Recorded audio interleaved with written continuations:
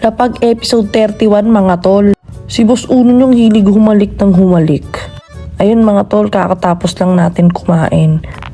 Iinom tayo ng Ayayo Glow. Syempre gusto natin mag-glow up mga tol. Japan Technology nga pala yan mga tol. Hati kami ni Boss Uno, papainumin ko rin siya. Pagkatapos nan, may pumuntang client, mga tropa yan mga tol. Tsaka suki ko na rin dito mga tol. Nakakatuwa, may dala silang dog style. Ayan no, kalaro nyo yung mga pusa dito. E di yun mga tol, kapag kailangan nyo nga pala ng mga kausap, dala lang kayo ng kape dito mga tol, kwentuhan tayo. Nagdala sila ng chicha tumambay sila dito sa amin. Sobrang solid itong mga naging kwentuhan namin mga tol. Hindi lang basta chismis, may nabuo ding negosyo. Negosyong malupit na ilalabas ni Boss Uno nyo mga tol, you know. Good morning mga tol, talagang everyday is a blessing kung ganyan kapogi yung kasama mo, diba? So bonjour mga tol, kasama na naman natin si Boss Uno nyo. At pupuntahan natin yung mini pure gold ng tropa natin na si Marvin. Congrats tol, nakapagbukas ka ng bago mong negosyo. Support the local mga tol. Ang kulit namin dito mga tol, naglalampungan kami. Sa daan, sa eskinita, walang iya. Punta kaming uncle dyan para bumili ng paborito naming tapa. At biglang may mga pumunta mga walk-in. At nga pala mga tol, nanganak yung mga pusa namin. Si Blackie. Tapos bigla namang umulan at si Boss Uno pinag-blower ko ng matindi. Paglipas ng gabi, nag-dinner na kami. No rice muna kami mga tol. Tamang burger lang, tsaka apple syempre. Solid nga pala yung chicken burger dyan sa uncle dyan mga tol. Paborito namin yan ni Boss Uno kaso isa na lang yung natire. Uwian na mga tol, see you sa next episode. Alright mga idol, episode 33 na tayo. Shoutout po sa mga taga-Kanlubang mga tol. Dahil fan na fan tayo ng Dunkin' Donut, good news, may bagong open na Dunkin' Donut dito malapit sa atin. So, itutour namin kayo. Medyo mahaba yung pila mga tol. Marami din nag-dine-in mga tol. Buti na lang may bakante para sa atin, VIP chairs and table mga tol. Tanggal ang swag ni Idol taga-sintas lang pala. Dahil dyan mga tol, pinauna na natin si Boss Uno. Siya ang pumila para sa atin mga tol. Puntahan natin yung restroom, kaso di ko mabuksan mga tol, di tuloy natin nasilip. Ayan na mga tol, nakapila na si Boss Uno habang nag-aantay ako dito sa VIP chairs. Nag-dine-in kami mga tol, tag-2 donut para sa amin. Okay mga tol, bibitinin ko muna kayo. Magkita-kita tayo sa next episode. Episode 34 mga tol, tamang dine-in tayo dito sa Dunkin' Donut. Ang solid din kasi 'di ba ang aesthetic, lalo na pag gigising ka sa umaga. Dito ka mag-aalmusal, tamang kape, tapos may kasama pa tayong opa. Una muna kami pumunta dito bago kami pumunta sa salon mga tol. Si ate tamang pila medyo matagal nga kasi yung pila mga tol. Ang sarap nitong strawberry crunch na to mga tol. Ipat lang tayo kay Idol. Uy, sino yon? Nako, mukhang may sisipat din sa akin mga tol. Uy, tas mga tol, di ako nagsusugar tsaka creamer kaya iuwi ko na lang mga tol. Syempre nilagay ko agad yung good item sa bag ko. Pasimple lang mga tol. Mga tol, may mga bata nga palang nagmamalimos dyan, bigyan nyo na lang ng donut mga tol. Binigay ko na lang yung bahagi ko kasi hindi ko na naman siya nagustuhan. Tsaka mukhang busog na rin ako Dito pa lang sa kaharap ko. Busog na ako sa pagmamahal. Tamang deep talks na rin tsaka usapang negosyo mga tol. Ayun mga tol, episode 35 na tayo. Tapos na tayo dito mag-dine-in sa Dunkin' Donut. So back to the work mga tol. Mag-o-open na ang salon mga tol. Ayun mga tol, 3 buena mano mga tol, puro major. Eto mga tol kita nyo naman kung gaano kagulo ng mga buhok nila. Mamajikin namin yan ni Boss Uno. Routings tsaka Brazilian treatment mga idol. Tapos mga tol, sobrang lupit na ni Boss Uno. Napakabilis niya maka-adapt. Ayan, nagupit tayo. Paganda natin yung mga buhok nila mga tol.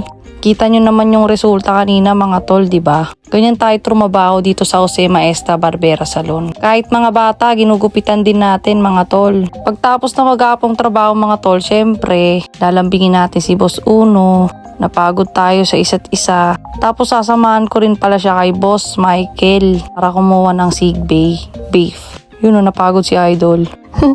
Yan, FT tayo mga tol. Episode 36 mga tol, inumaga na kami sa tambay. Kaya bumili kami ng pandesal tsaka butter. Tumambay kami sa 7-Eleven. Tapos pag uwi namin, naligo kami. Pagkatapos medyo naidlip. Back to salon na ulit mga tol. Magbubukas na ulit tayo mga tol. Parang umidlip lang kami at taglaro lang ni Boss Uno. You know, dumating yung supplier ni Boss Uno from Japan. Nga pala salamat sa client ko, binigyan niya akong gift certificate. At habang nag-aantay kami ng client, dito kami sa labas ni Boss Uno. At mamalengke muna tayo mga tol. Sino yon? Si Jared.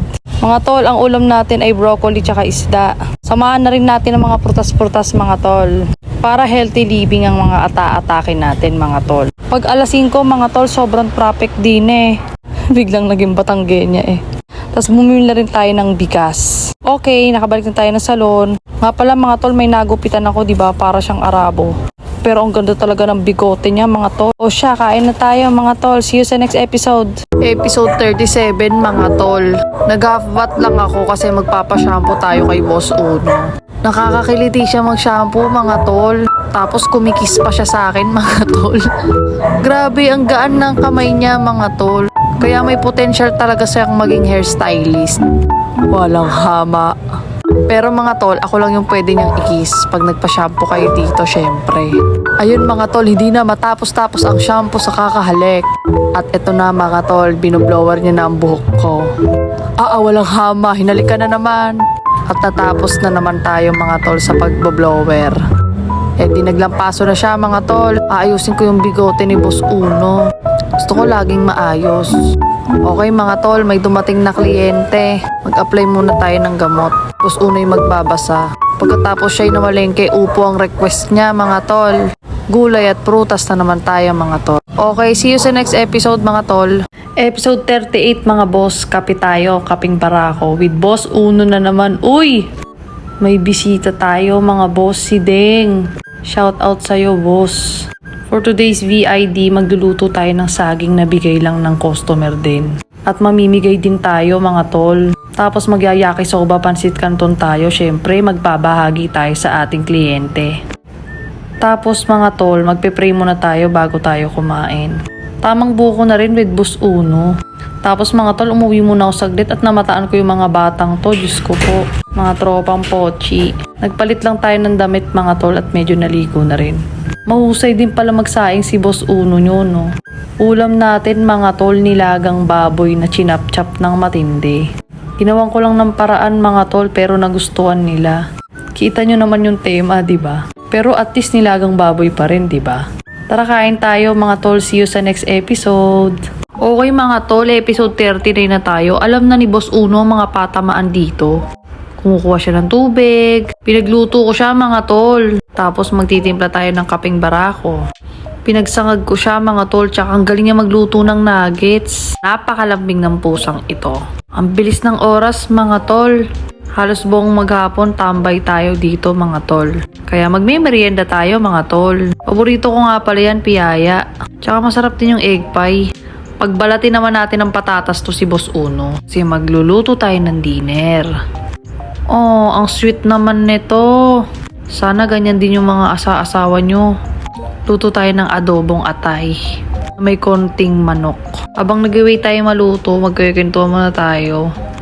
Tsaka lambi-lambingan na rin mga tol. Ayun, kumukulo na. Malapit na maluto to mga tol. Magugupit muna tayo. After natin magupit, kakain na tayo. Naitawid din ang maghapon. So yun mga tol, episode 40 na tayo mga tol. Sinusuotan ko si boss ng, uy, ang sarap pala ng tuhod. Ngayon ko lang nalaman yun mga tol. Ang sarap talaga ng tuhod. Tas sabay kape mga pare with buns, with cheese whiz. Yun si Esme. Ganda talaga. Sabi, ano ba to? Sabi mo magpapayos na tapos nagkaroon na ng shampoo na ako lang. Naiwan na ako. Tapos yun, nagbibigay si Esme ng biyaya. Galing kay Airmats. Ikaw. Tapos yun, kakain na kami dyan, mga pare ko. Yun, food trip. Yun, naayos na. Si Zay pala to, si Zay. Shoutout pala kay Zay. Tapos yun, si Ma'am Nain, inaayusan na po. Ay, tapos na pala, wala na pala. Naka-exit na. Kasi yun, si Madam Ba't ganyan ako voice-over? Walang hinto. Ito na tol, magiinom na kami ng ng low fat with presto ang pulutan. Grabe ka naman ako dyan. Sabay yun, kiss. Ang sarap.